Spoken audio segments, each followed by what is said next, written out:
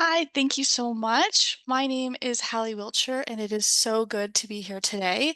This summit has been incredibly valuable to me over the last few years, so I'm so happy to be able to present this year. Today, I'll be talking about building a winning cybersecurity culture through gamification.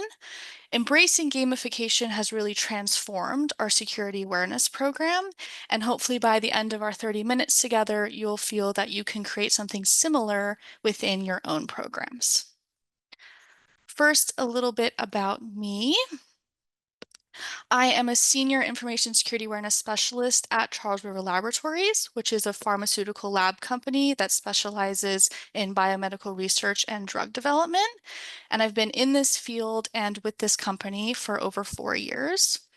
In college, I studied communications and anthropology, and I bring this up for one simple reason, and that is that I do not have a technical background. I approach security awareness from a communications focused lens rather than a technical lens. And I've found that this is a strength rather than a drawback because it allows me to approach cybersecurity in a unique way. And this unique perspective is what first drew me to gamification. Most users in your organization aren't super interested in security, but what if we could change that? Today, I hope to share these three key takeaways. First, that gamification can help you shift the perspective of the perception of security from daunting, dull, and restrictive to approachable, fun, and digestible. Two, that you can create these games using tools your company likely already has. And three, gamification creates deeper experiential hands-on learning. So with that being said, let's just dive right in. Let's start by thinking about how your employees perceive security. Do any of these words come to mind? Although obviously it can vary from company to company, the general feeling about security is that it's restrictive, technical, daunting, and dull. People don't enjoy their annual security training. They're frustrated by the rules and obstacles that they feel make their daily lives harder, and they don't really understand why they need to update their passwords or enroll in MFA or be on the lookout for phishing emails. But what if I told you we could change this rather negative perception to this? What if information security could be digestible, engaging, approachable, interactive, and even fun?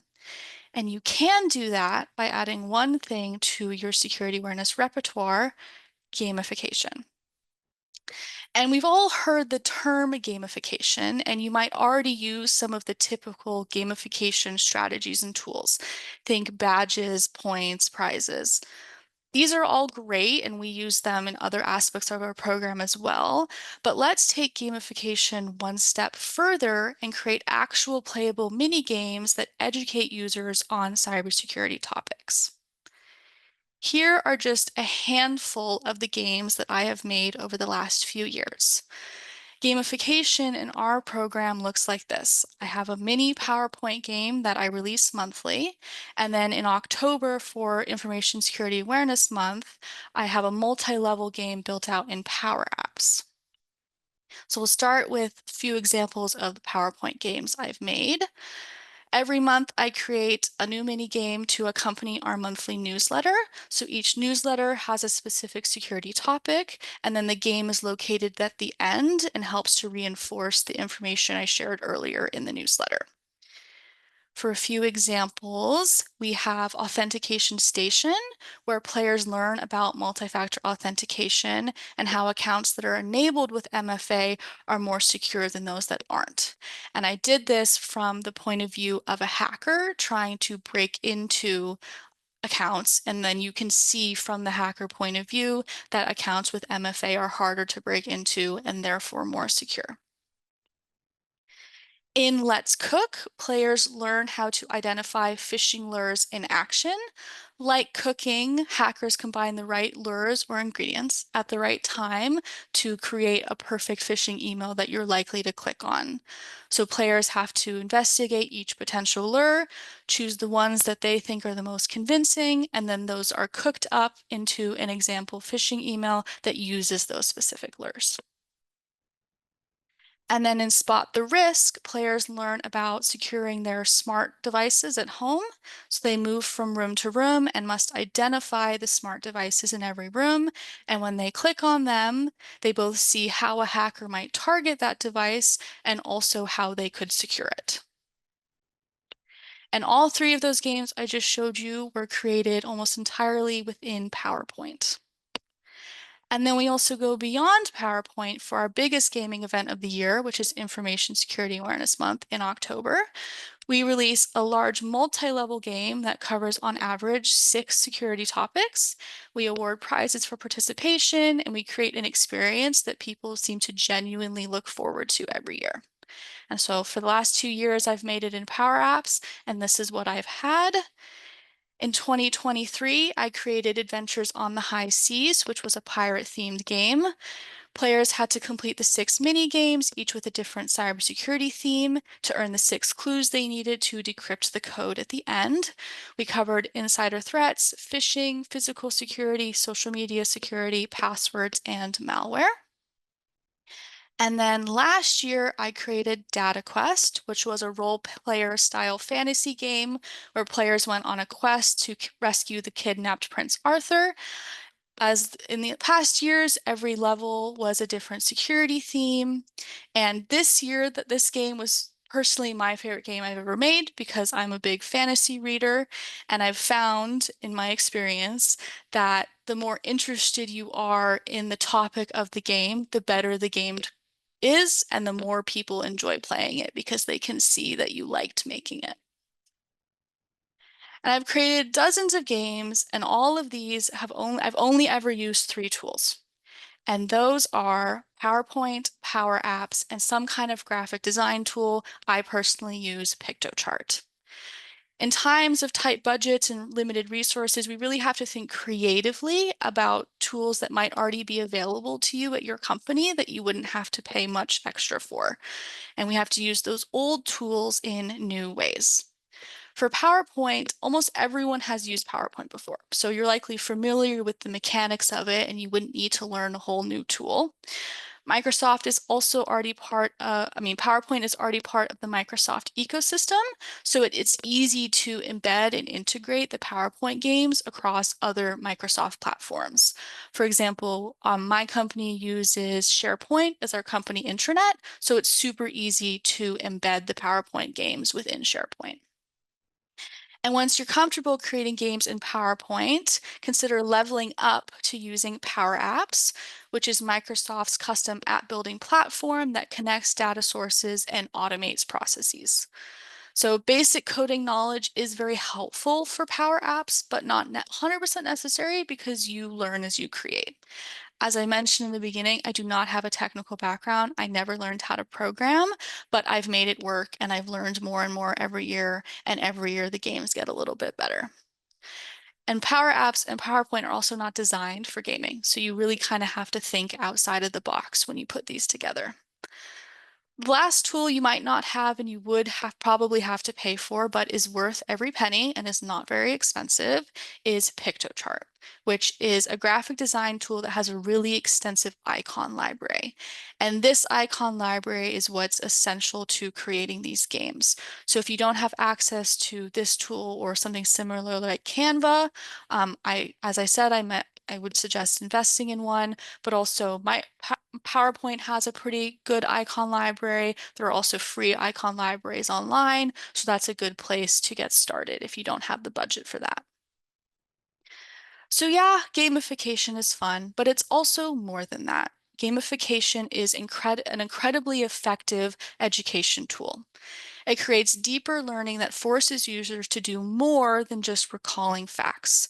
It's essentially hands-on experiential learning for topics where that can be kind of hard to do. People may think they know how to spot phishing, but can they actually do it in action? And if they're presented with a security scenario, do they actually know what choice to make? Gamification allows us to create these low-stake scenarios where people can learn by doing. Educational games that in general that force you to think and learn without realizing it are also super effective. I do the Wordle every morning. I do all of the New York Times games, and you're learning a lot about English and language by doing them, but it's also really fun to do them. And that's what keeps people coming back for more, right? We've found that employees are actively seeking out learning opportunities if those learning opportunities are in the form of games. And if you've ever designed training, you know that people do not want more training. So if they're coming back to you asking for training, you know that you're doing something right.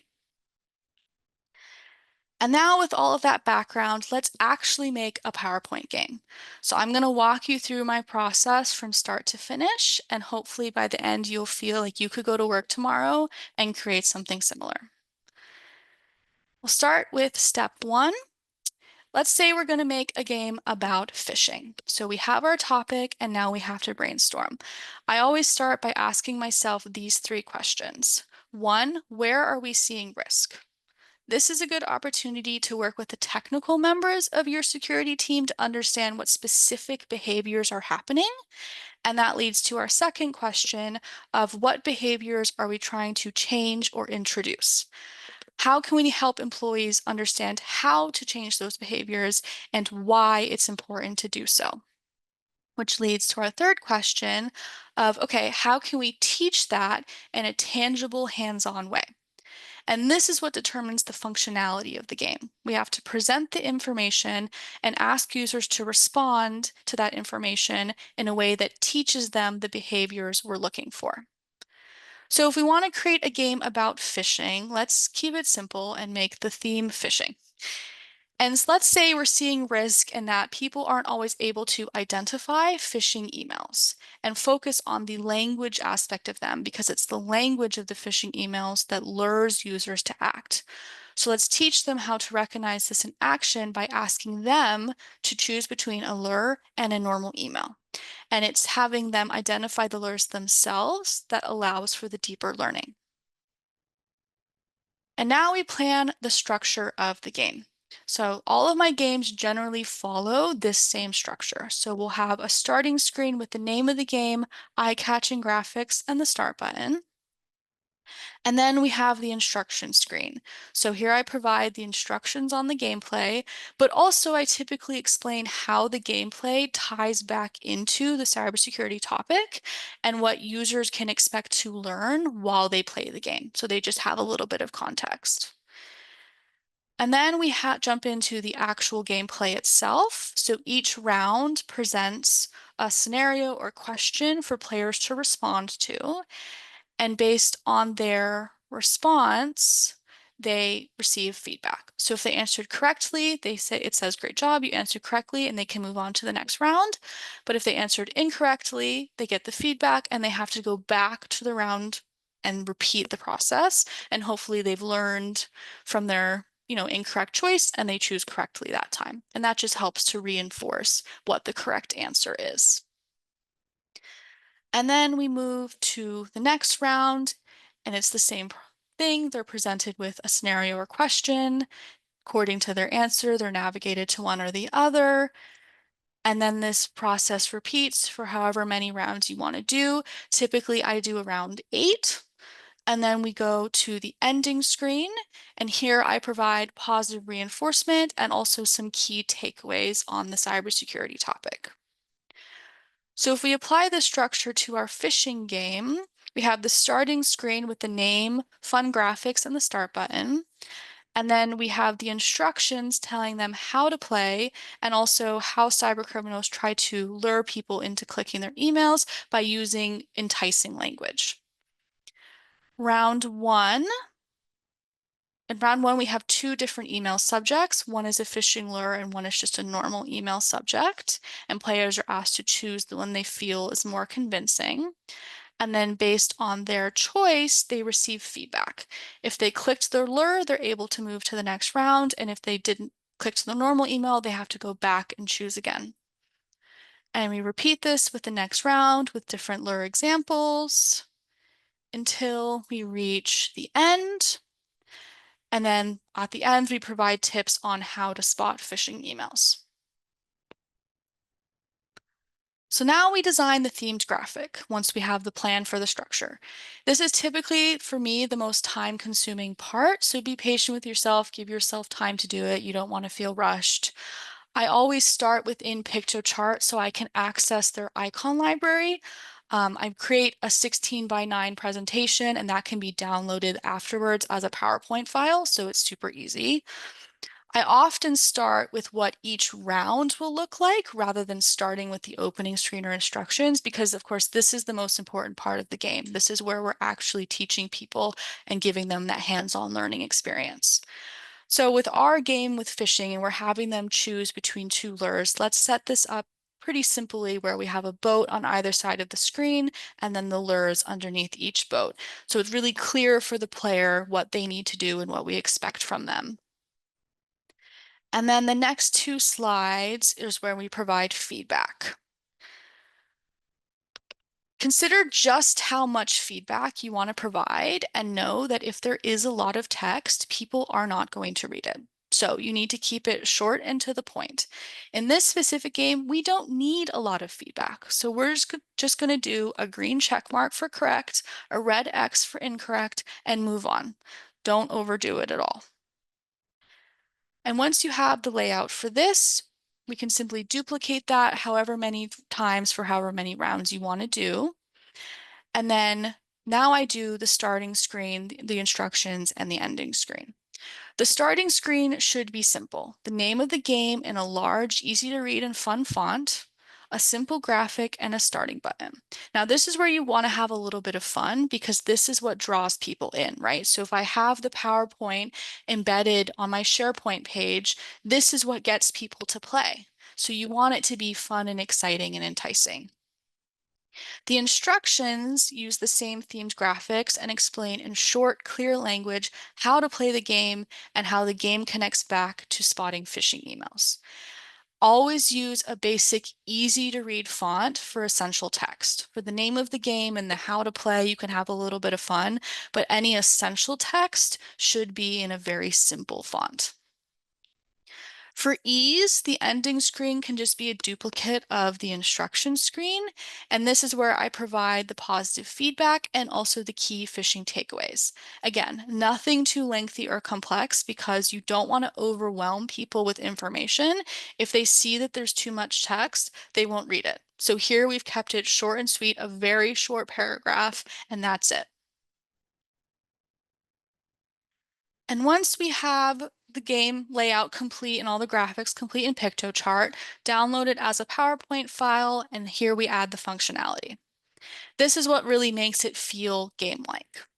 The two functions I use the most within PowerPoint are action buttons and animation. Action buttons are what allow players to move from slide to slide in the specific way that you've designed.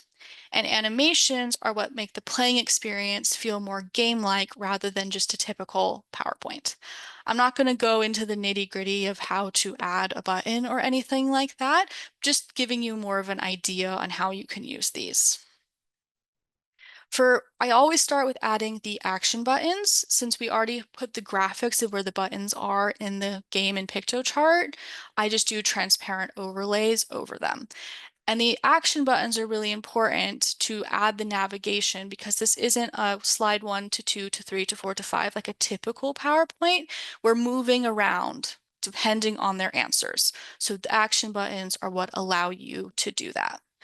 Once I've added all the buttons, I like to play through the game to ensure that everything is linked correctly and play it in a variety of ways, right? Play it like you've answered everything correctly, play it like you've answered everything incorrectly, just to make sure you've covered all your bases. And once the buttons are added, then the fun part of adding the animations. Typically, the ones I use the most are fade, float in, and teeter. You can also add animation triggers, so people have to click on something or something has to happen in order for an animation to trigger, and that just makes it feel more game-like. The main animation I'm going to add to this fishing game is that the fishing lines are going to float down and then the lures are going to float up. And that might seem super simple, but it adds a little bit of visual interest that makes this feel less like a typical PowerPoint training experience. And once you've finished adding your animations, you'll have a completed PowerPoint game. So let's play through a few rounds of the game we just made to see how it functions. So we have this starting screen with the fun text and the boat, and then the starting button.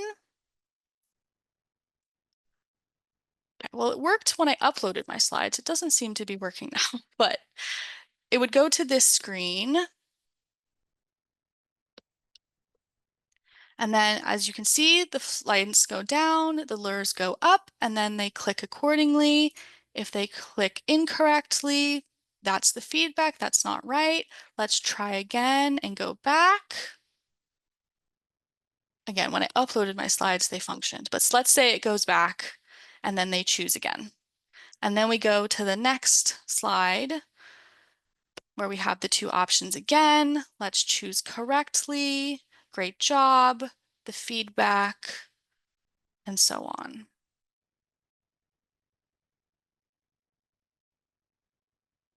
And there we go. We're at the ending screen where we give a little bit of positive reinforcement. Great job. You know how to spot phishing emails.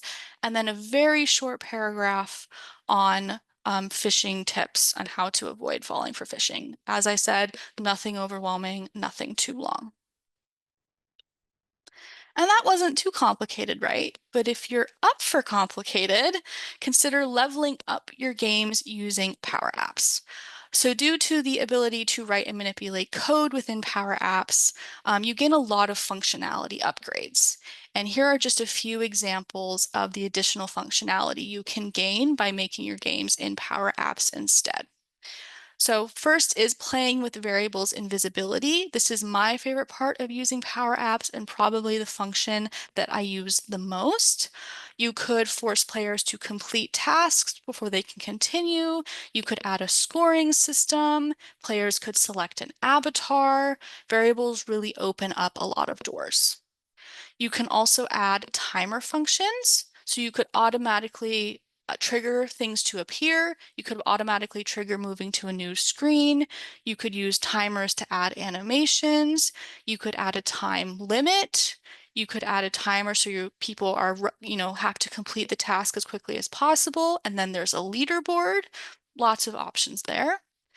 You can also add sound effects and background music.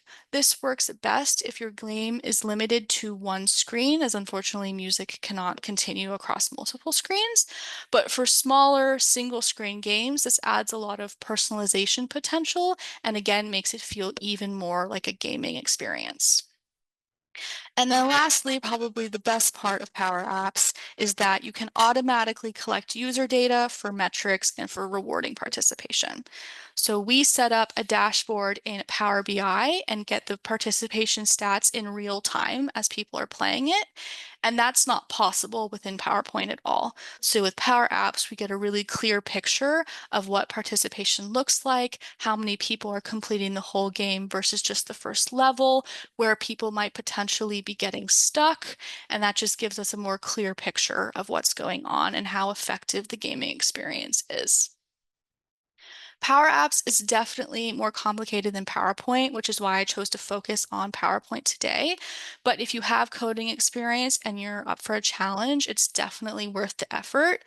I started with no coding background at all, and every year I specifically dedicate time to learning more in Power Apps in order to have more sophisticated games. So don't be intimidated. If I can do it, you can do it. And now that you have a completed game, it's time to share it.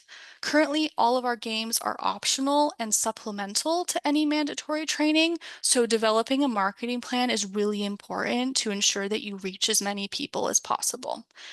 My number one tip is to work closely with your corporate communications team. Learn about their strategy and how you can align yourself to easily fit into their plan. We found that the more flexible and open we are, the more likely they are to help us. And then also try to get into as many different communication channels as you can. Some people check the company intranet all the time, and some people never go beyond their email. So you want to make sure that you're in as many places as possible so you can ensure that you reach as many people as possible. And finally, offering prizes is very effective for encouraging participation. The feedback we receive year after year is that people want gift cards. But we've also done card games, board games, stickers, and other branded swag. But if you don't have the budget for something like that, having a leaderboard or participation badges is also a really great low cost way to reward participation. And once your game is done and people are playing it, now you need to gather metrics and feedback to demonstrate how effective the gamification strategy is. So gathering these participation numbers gives us a really good idea of how many people we're reaching and how effective gamification is to do that. Our metrics have shown that participation continues to significantly increase year over year, more than I ever could have imagined it increases year over year. People know that the games are coming and they're looking forward to them and they've penciled them in on their calendars. And we don't get that kind of reaction to our mandatory training. So, it's really working out. In terms of feedback, we always provide an optional survey after our game with the opportunity to earn extra prize raffle points. This bribe helps, but we've also found that people actually want to give feedback, which I think further demonstrates how effective and engaging this form of training can be. Gamification is one of the most important aspects of our security awareness program. It encourages deeper hands-on learning that keeps our employees engaged. They report that they're better able to retain information, they feel more secure in their cybersecurity decision making, and they are actively seeking out our other content. So now take a minute to think about one topic you wish your employees knew more about. What specific behaviors would you like to target? And how could you turn that into a playable game? Thank you so much for listening. If you want to talk to me one-on-one about anything, I will be on Slack for the rest of the day. You can also find me on LinkedIn. And if we have time for questions, does anyone have any?